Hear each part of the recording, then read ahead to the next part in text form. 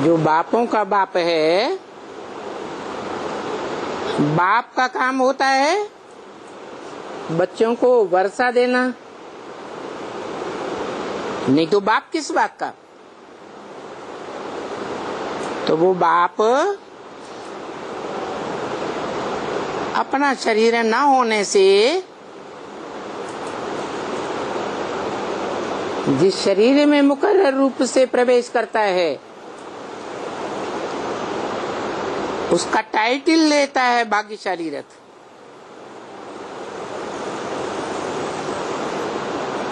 और बताया कि आत्मा ही भाग्यशाली बनती है और आत्मा ही दुर्भाग्यशाली बनती है।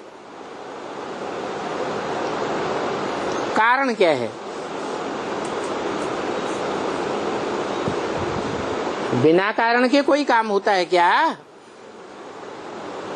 तो भाग्यशाली और दुर्भाग्यशाली बनने का कारण क्या है? हैं?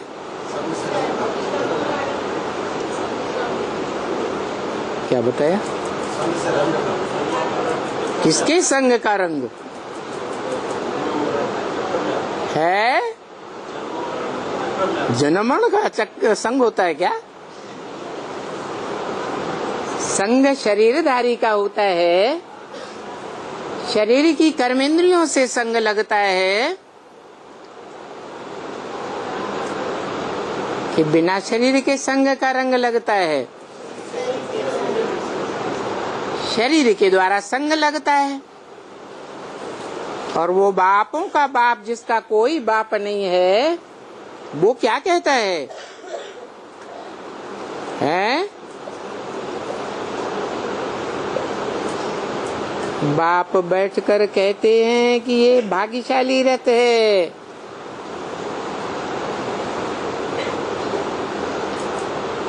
वो त्रिकालदर्शी बाप है। जन्म मरण के चक्र में नहीं आता है और बताता है कि ये भाग्यशाली रथ है। गीता में भी उसी को इंट्रोड्यूस किया।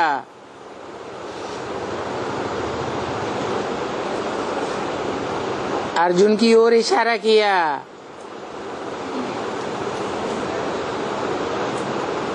इदम शरीरम, ये शरीर तुम्हारा शरीर या मेरा शरीर है?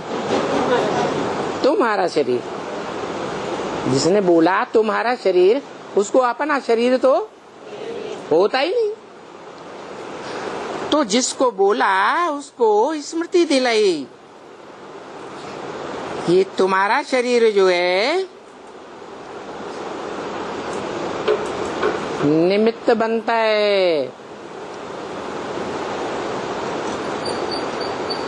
अविनाशी रुद्र ज्ञान यज्ञ कुंड के लिए।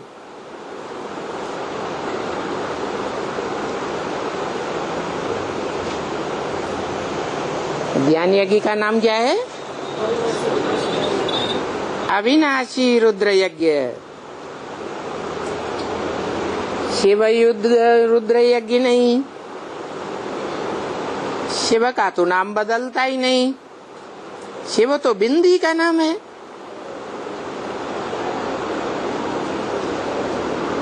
जिस मुकर्रर शरीर में प्रवेश करते हैं वो आदि में भी रुद्र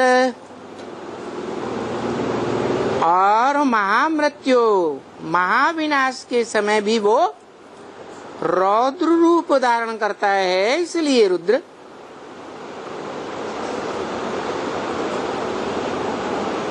और अविनाशी भी है, कभी विनाश होने वाला नहीं है। और जो भी शरीर हैं मनुष्य मात्र के, देवताओं के, राक्षसों के, प्राणी मात्र के जो भी शरीर हैं वो सब है विनाशी है। और ये रुद्र यज्ञ कुंड भी विनाशी है या अविनाशी है? अविनाशी है। इस यज्ञ कुंड में सारी दुनिया को स्वाहा होना है।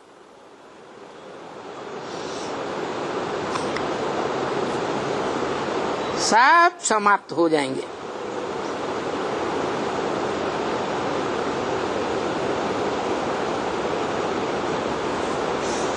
यज्ञ समाप्त हो जाएगा, यज्ञ कुंड समाप्त हो जाएगा है? जो ज्ञान यज्ञ कुंड है वो समाप्त हो जाएगा है? नहीं होगा। सारी दुनिया खलास हो जाएगी। ज्ञान यज्ञ कुंड खलास नहीं होगा। होगा है? नहीं होगा। अविनाशी है ना, तो नहीं खलास होगा। तो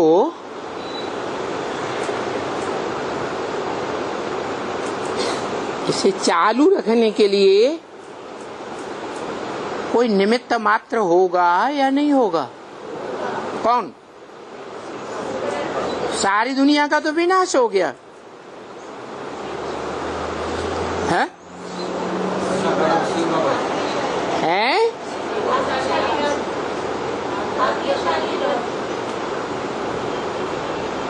बोला है इस संसार में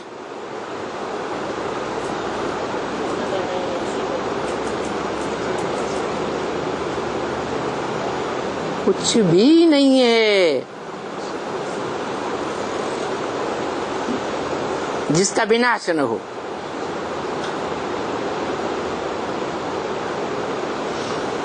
एक शिव बाबा ही है क्या? सदा कायम है। तो जो शिव बाबा है सदा कायम है इस सृष्टि पर,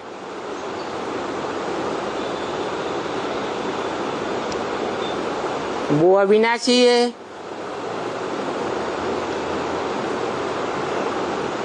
जिसका महाविनाश में भी विनाश नहीं होता।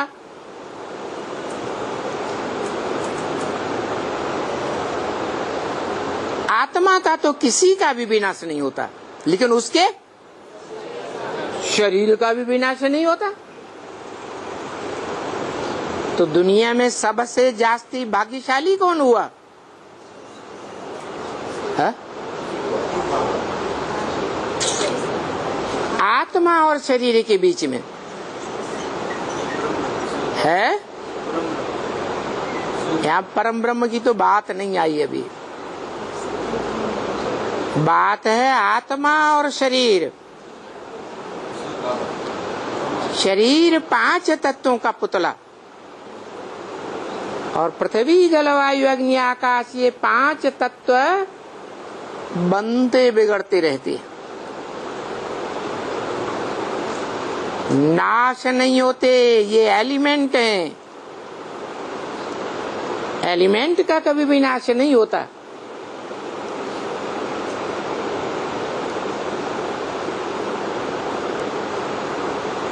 तो 5 तत्वों का ऐसा भी एक संघात है बीज रूप में, मन सूक्ष्म रूप में।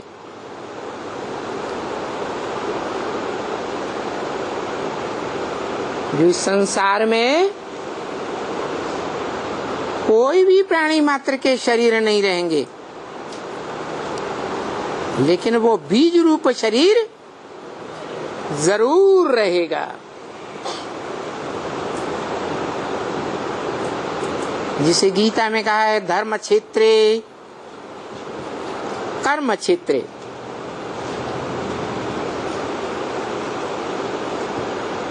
धर्म के क्षेत्र में, कर्म के क्षेत्र में क्योंकि दुनिया में जो अनेक प्रकार के धर्म फैले हुए हैं, उन धर्मों के आधार पर अनेक प्रकार के कर्मकांड बनाए हुए हैं। बनाए हैं या नहीं? हिंदू कहते हैं जलाना चाहिए, मुसलमान क्रिश्चियन से कहते हैं नहीं, जलाना नहीं चाहिए। जलाने के बाद तो खाक हो जाता है, राख हो जाता है। तो मिट्टी में दबा देना चाहिए।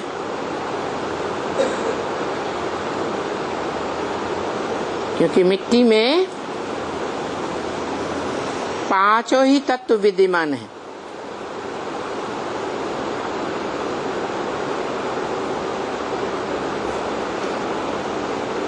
देह अभिमान को भी मिट्टी ही कहा जाता है। तो वो देह अभिमानी धर्म पिताओं ने ये बात निकाली कि हम तो देह हैं, क्या हमारे देह अभिमान का विनाश नहीं होता।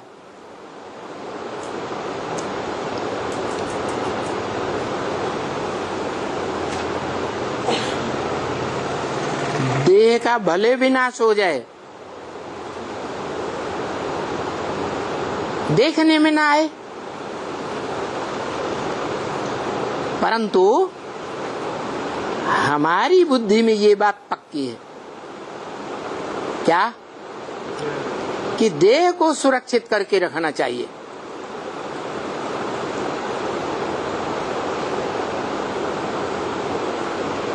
और भारतीय शास्त्रों में भारत के अनुसार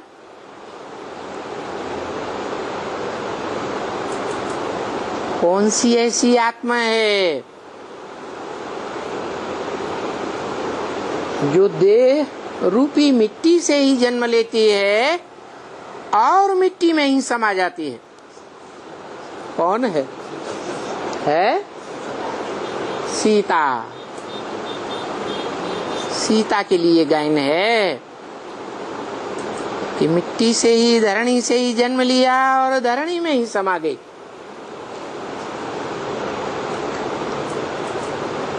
सीता के लिए गायन क्यों है?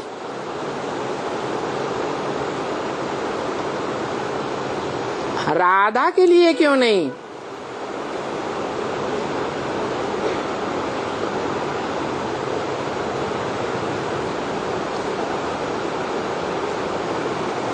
और शिव बाप ब्रह्म वाक्य में कहते हैं तुम सब नंबरवार सीताएं हो। क्या कहा? तुम सब सीताएं हो, राम है एक, तुम सब सीताएं हो।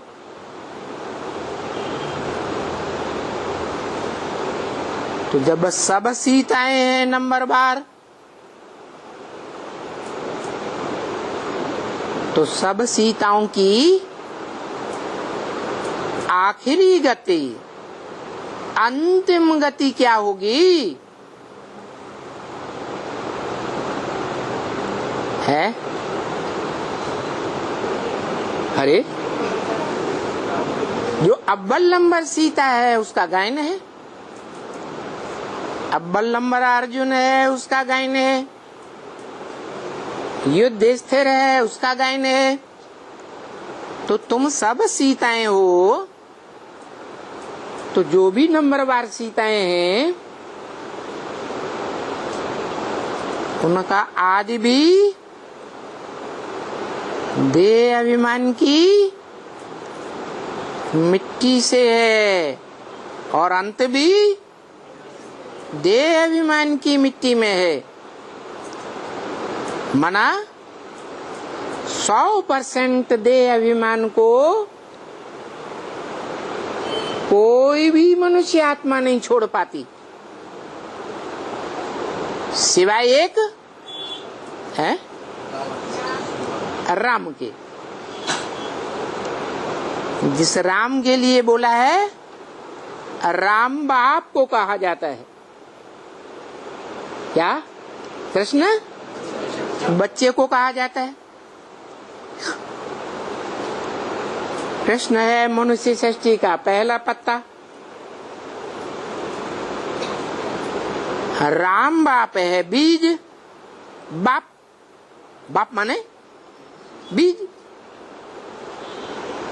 तो मनुष्य सृष्टि रूपी वृक्ष के जितने भी पत्ते होंगे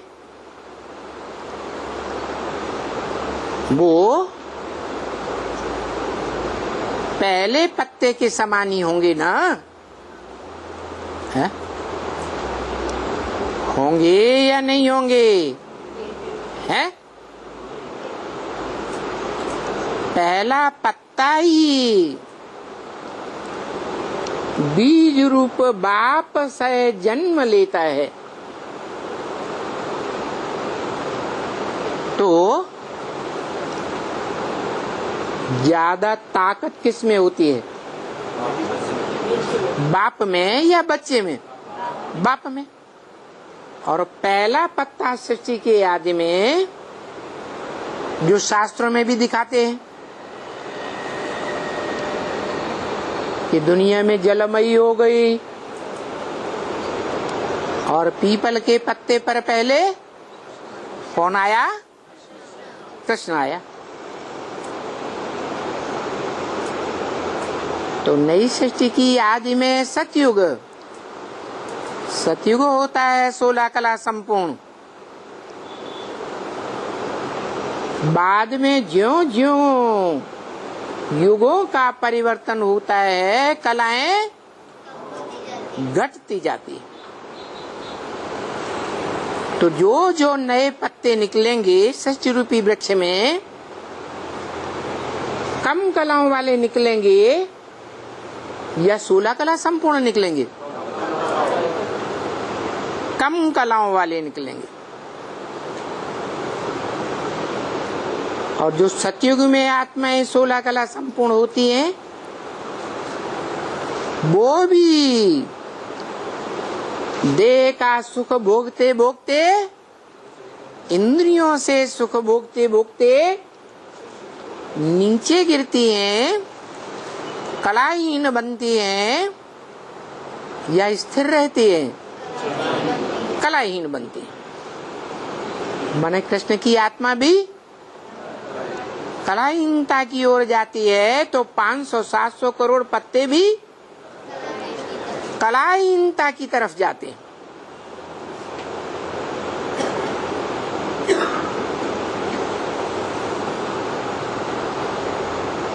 कारण क्या?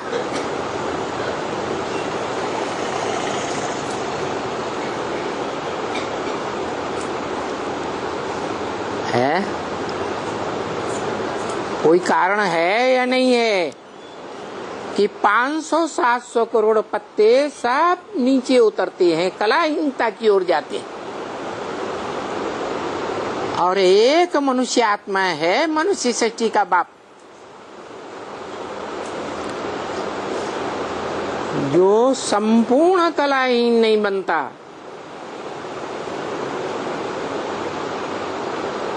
जैसे मनुष्य सृष्टि का पहला पत्ता कृष्ण 16 कला संपूर्ण भी बनता है, और फिर अंत में कलाहीन भी बनता है। तो सभी पत्ते नीचे उतरते उतरते कलाहीन बनते हैं।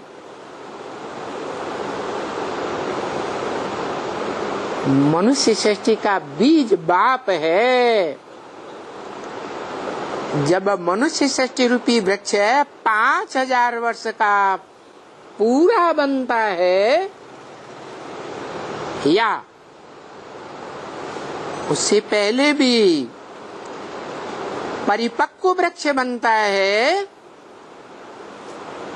और उसमें जो पहला फल आता है या नहीं?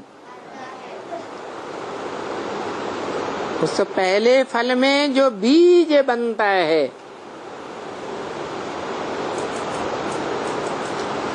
पहले तो वो बीज भी वृक्ष से अटैच होता है, लगाव वाला होता है, या बेलगाव डिटैच होता है? अटैच होता है। फिर जब फल पक जाता है तो क्या होता है? डिटैच हो जाता है। मनुष्य सृष्टि रूपी वृक्ष में भी प्रत्येक अंग, चाहे वो पत्ते हो, चाहे वो तना हो, टहनियां हो, कोई भी शाखाएं आदि हो, वो सब अटैच होकर रहती है। एक बीज ही है जो वृक्ष में सबसे पहले क्या होता है? डिटैच हो जाता है।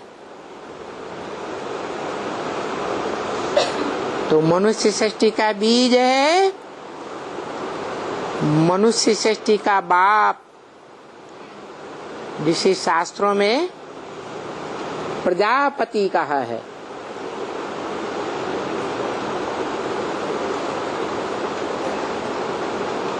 पति पहले होता है या बाप पहले होता है?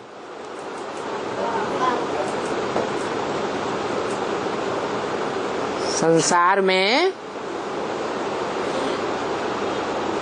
पहला संबंध कौन सा उजागर होता है? बाप। तो ये बीज रूप बाप है जो डिटैच होने के कारण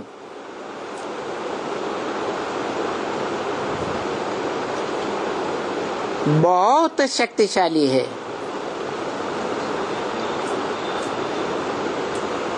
यही गीता के पुरुषार्थ का लक्ष्य है। क्या है फाइनल पेपर? नष्टो मोहा स्मृति लब्धा। अब जो जितना नष्टो मोहा बने और एक की स्मृति को लब्धा प्राप्त करे, क्या? जो एक ऊंचे ते ऊंचे है इस संसार में, कौन? अभी बताया, भाग्यशाली रथ। उस भाग्यशाली रथ से अटैच हो जाए,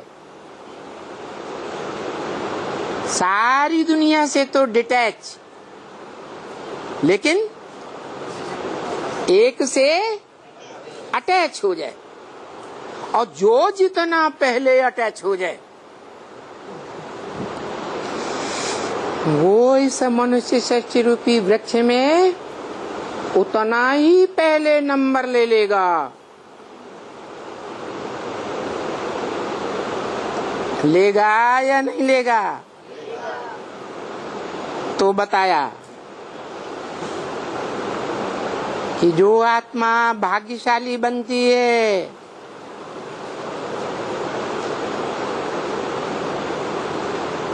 एक जन्म के लिए कम से कम या 84 चक्र में 84 जन्मों के लिए भाग्यशाली बनती है,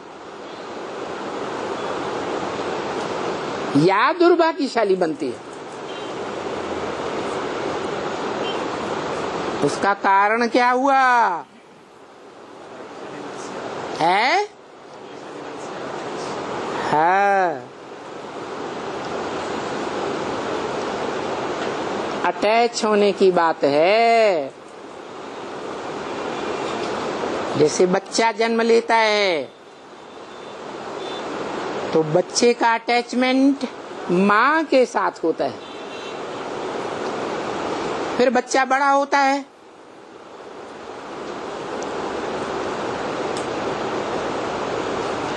आस पड़ोस में खेलने जाता है, तो जिनके साथ खेलता है उनके साथ अटैचमेंट हो जाता है। और बड़ा होता है, स्कूल में जाता है, तो टीचर के साथ अटैचमेंट हो जाता है।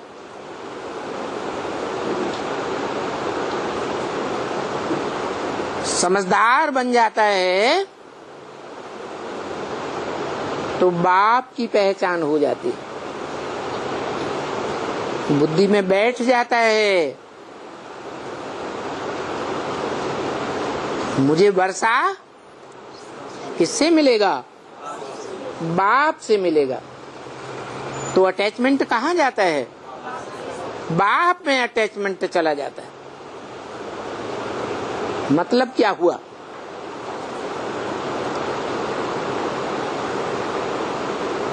बच्चा माँ से अटैच हुआ था पहले, फिर डिटैच हो गया। जिनके साथ खेलता था, जिनसे पढ़ाई पढ़ता था, उनसे अटैच हो गया। तो पिछला अटैचमेंट छूट गया।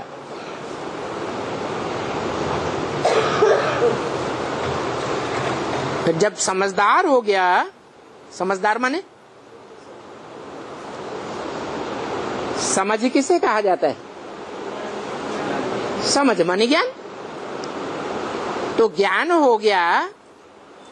अगर पक्का पक्का ज्ञान बुद्धि में बैठ गया क्या कि ये मेरा बाप है जिससे मुझे वर्षा मिलेगा,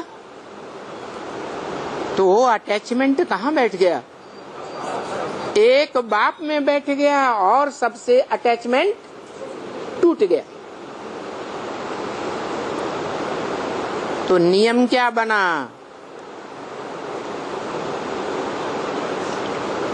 अरे कोई नियम बना कि नहीं बना है? बच्चे का मोह नष्ट होता गया। पहले मोह नष्ट हुआ या पहले नया अटैचमेंट जुड़ा? मोह नष्ट हुआ पहले है। क्या हुआ? पहले अटैचमेंट जुड़ता है समझ के आधार पर, फिर पिछला वाला स्वयं ही डिटैच हो जाता है। ये नियम पक्का है या नहीं है? है, पक्का है।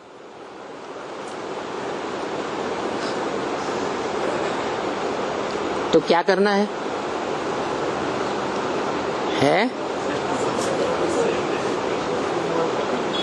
पहले समझ चाहिए कि सारी दुनिया के बीच, प्राणी मात्र के बीच कौन सा प्राणी है? प्राण अर्थात आत्मा को धारण करने वाला।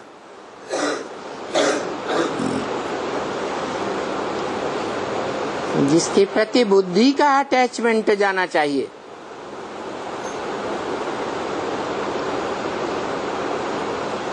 कौन है श्रेष्ठ ते श्रेष्ठ? कौन है कल्याणकारी? कौन है सच्चे में सच्चा? क्योंकि जिसे गॉड इज ट्रुथ कहा जाता है, ट्रुथ इज गॉड कहा जाता है,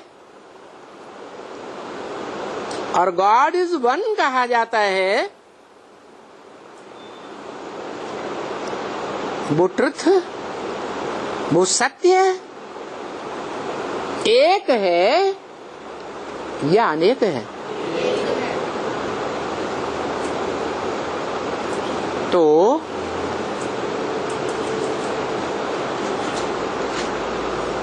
अगर समझ में आ गया कि एक ही सत्य है,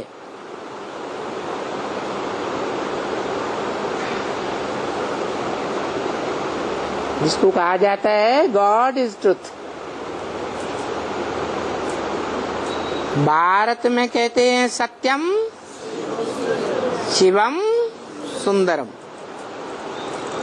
वो सत्य भी है, कल्याणकारी भी है, और उससे ज्यादा सुंदर कोई संसार में हो भी नहीं सकता।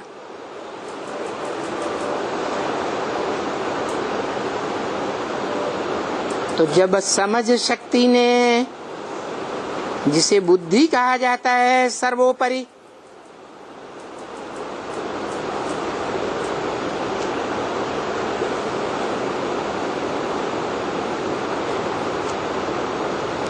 मनुष्य आत्माओं में सबसे ऊंची शक्ति क्या है?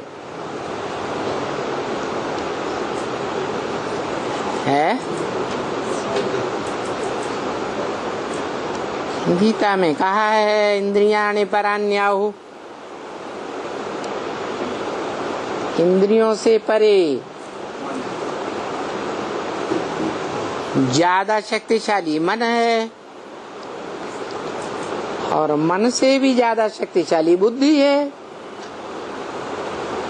और इस दुनिया में जो भी बुद्धिमान हैं, उन बुद्धिमानों की बुद्धि कौन है? शिव बाबा।